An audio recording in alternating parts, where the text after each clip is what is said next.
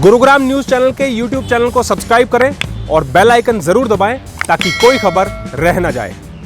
नमस्कार, मैं हूं सुनील यादव और आप देख रहे हैं गुरुग्राम न्यूज। गुरुग्राम में सार्वजनिक जगहों पर नमाज पर तकरार बाकी है।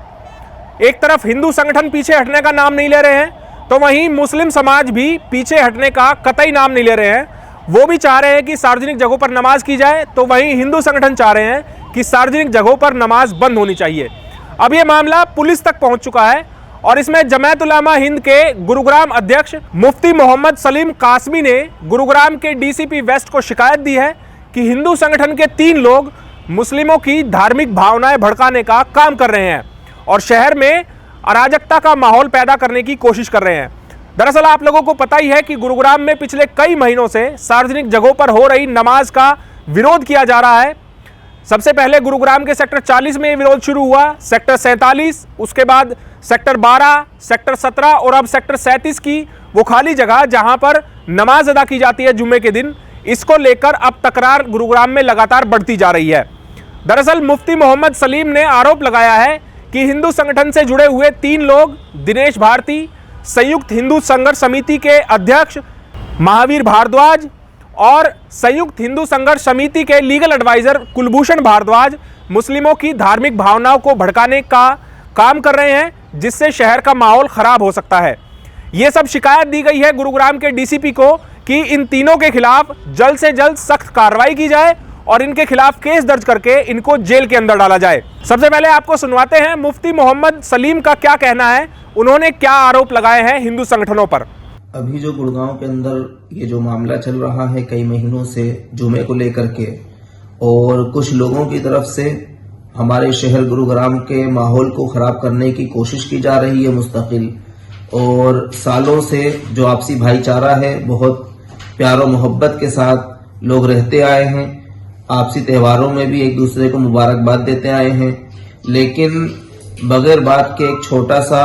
नमाज का मुद्दा बना करके काफी सारी शरारतें हुई हैं जो प्रशासन के भी सामने हैं और अवाम के भी सामने हैं,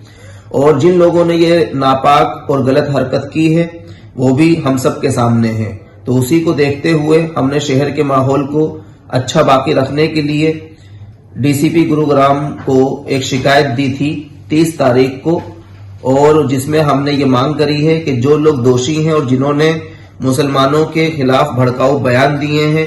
और उनके जज्बात के साथ खिलवाड़ किया है, उनके खिलाफ एफआईआर दर्ज होनी चाहिए और कार्रवाई होनी चाहिए, ताकि आगे भी मुस्तकबिल में हमारे शहर के अंदर कोई भी इस तरह के दंगाई और शरारती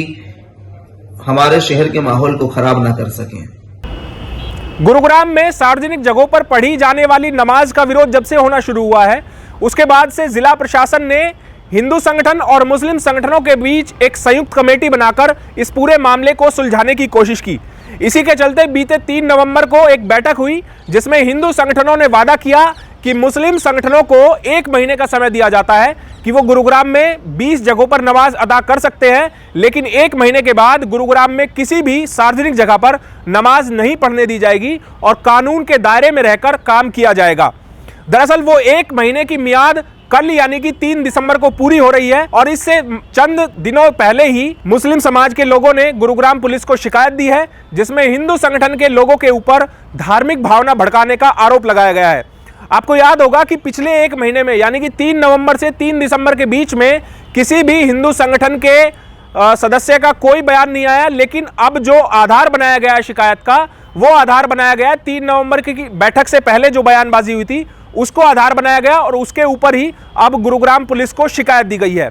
तो वहीं हिंदू संगठन से जुड़े हुए कुलभूषण भारद्वाज का कहना है कि हिंदुओं ने 1 महीने का समय दिया था मुस्लिमों को, लेकिन अब वो अपने वादे से मुकर रहे हैं और 1 महीने का समय बीत जाने के बाद इस पूरे मुद्दे से ध्यान भटकाने के लिए मुस्लिम समुदाय उनके खिलाफ पुलिस में शिकायत कर रहे हैं। तो वहीं हिंदू संगठन का यह भी कहना है कि वो किसी भी कीमत पर गुरुग्राम में सार्वजनिक जगहों पर नमाज नहीं पढ़ने देंगे और कानून के दायरे में रहकर सभी को उसकी पालना भी करनी होगी। ये जो समय सीमा जो उन्होंने स्वयं 3 तारीख को शासन प्रशासन और जो हमारी मुस्लिम साथी जिन्होंने हमारे खिलाफ शिकायतें दी हैं, इन्होंने स्वीकार किया था कि जो 37 स्थान हैं ये चिन्हित नहीं थे, और दूसरा हम 1 महीने का हमें आप समय दीजिए, हम धीरे धीरे जो खुले में हम नमाज अदा करते हैं हम उसको समाप्त कर देंगे। ऐसा वायदा इन लोगों ने हमसे किया था। अब जब समय नज़दीक आया है तो ये मुद्दे को ध्यान से भटकाने का एक ओछा हथकंडा है। और जहाँ तक शिकायत की बात है,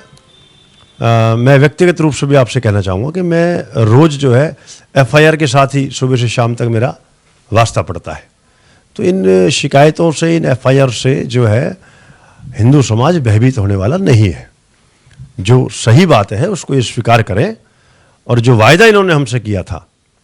कि हम 1 महीने के अंदर अंदर जो है शून्य पर आकर सभी स्थानों को जो समाप्त कर देंगे, तो अपनी बात को पूरा करें। कल 3 तारीख है और 3 नवंबर को हमने जो है वो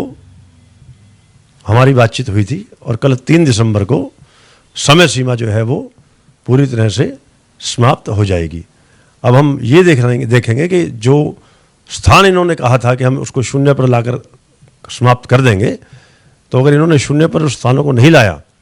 तो उसके बाद बैठकर हम सब संयुक्त हिंदू संघर्ष समिति जो हमारी है और जो हमारे अन्य संगठन हैं, सब लोग बैठेंगे और अगली रणनीति हम तय करेंगे। मैं अपने मुस्लिम समुदाय के साथियों को एक निःशुल्क सलाह दे रहा हूँ कि वो लोग कानून का रास्ता अख्तियार करें, लेकिन खुले में नमाज के नाम पर कानून का रास्ता अख्तियार करने का कोई फ़ायदा नहीं होगा। वो कानून का सहारा लें कि जो हम लोगों को, जो वक्फ बोर्ड की भूमि है उस पर किन किन लोगों ने कब्जे कर रखे हैं और किन किन लोगों ने उनको बेचकर पैसा ले लिया है, इस बात की जांच हो, तो मैं समझता हूं कि ये मुस्लिम समुदाय के हित में होगा। अगर FIR अब इस शिकायत के आधार पर होती है तो आगे क्या कदम होगा आप लोगों का? हमें इंतजार है FIR का, हम FIR का स्वागत करेंगे और हमें FIR का इंतजार है। योजनाबद्ध तरीके से मेवात से 50 किलोमीटर दूर से लोग यहाँ पर आते हैं और नमाज के नाम पर जिहाद करने का प्रयास करते हैं। और अभी पीछे एक इंटरव्यू के अंदर एक मुस्लिम साथी ने इस बात को स्वीकार भी किया है कि मैं मेवात का रहने वाला हूँ और मैं यहाँ पर मेवात से नमाज अदा करने आता हूँ। तो मेवात के अंदर इतनी मस्जिदें हैं, वहाँ पर वो नमाज अदा नहीं कर सकते, गुरुग्राम में ही क्यों आते हैं? चिंता का विषय और चिंतन का विषय ये है। मैंने कहा ना, जो मेवात की मस्जिदें हैं, जो मेवात की मस्जिदें हैं वो उनमें सूनापन है, उनके अंदर सफाई नहीं हो पा रही है, लेकिन वहाँ पर नमाज ना अदा करके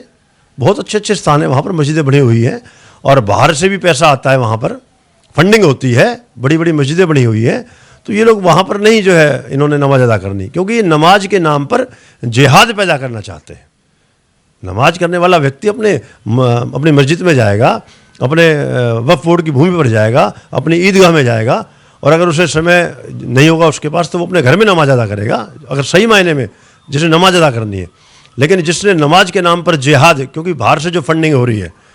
इस्लामीकरण के लिए, जो इनका सीधा सीधा फंडा है,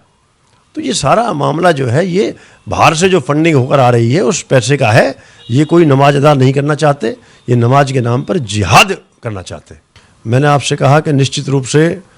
गैर कानूनी तरीके से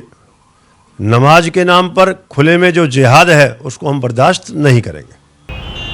गुरुग्राम में खुले में नमाज को लेकर लगातार विरोध जारी है, तकरार जारी है, लेकिन इस समस्या का कोई समाधान निकलता हुआ नजर नहीं आ रहा है। जिला प्रशासन द्वारा कमेटी जरूर बनाई गई, लेकिन अभी तक इस समस्या का कोई हल नहीं निकला है। अब देखना होगा 3 दिसंबर यानी कि कल जब जुम्मे की नमाज होगी तो उस दौरान गुरुग्राम का माहौल क्या होता है। इस खबर के बारे में आप हमें अपनी राय कमेंट करके जरूर दीजिएगा। साथ ही साथ आप इस खबर को शेयर जरूर कीजिएगा ताकि सभी लोगों तक सही जानकारी सही समय पर पहुंच पाए। नमस्कार।